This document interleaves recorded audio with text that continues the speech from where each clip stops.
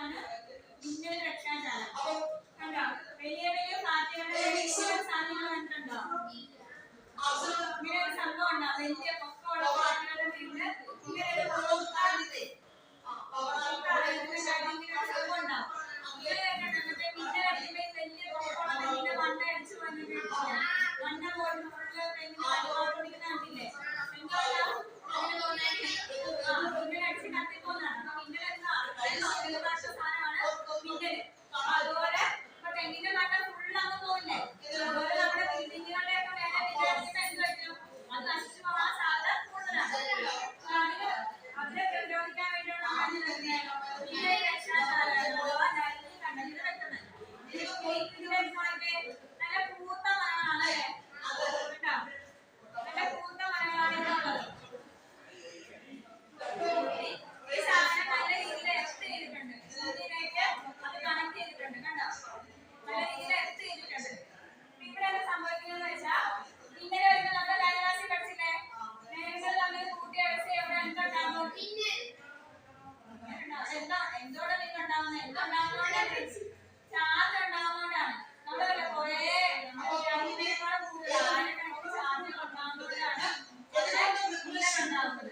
അപ്പൊ അവിടെ positive negative ആയിട്ട് പലതരത്തിലുള്ള ചാർജുകൾ കുറേ ഉണ്ടാവും മേഘങ്ങൾ തമ്മിൽ അടിച്ചുമ്പോൾ. മേഘങ്ങളില് പോസിറ്റീവ് ചാർജ് നെഗറ്റീവ് ചാർജാണ് ഉണ്ടാവുന്നത് വിചാരിക്കാം. ആദ്യം നെഗറ്റീവ് ചാർജാണ് ഉണ്ടായത്.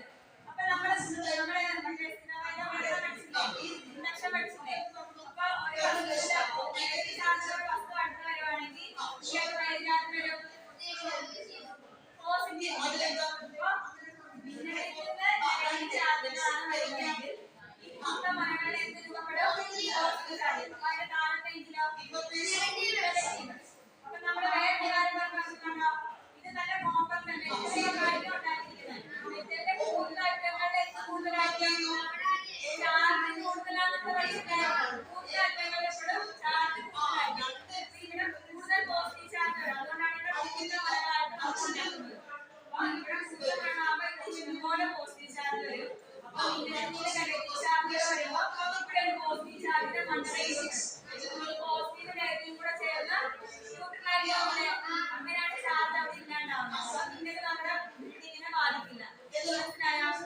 ബാക്കിയാണ് ഇവിടെ ആരെയാണ് നെഗറ്റീവ് ചാർജ് എങ്ങോട്ട് പോകും? ഇവിടെ ഭൂമിയിലേക്ക്.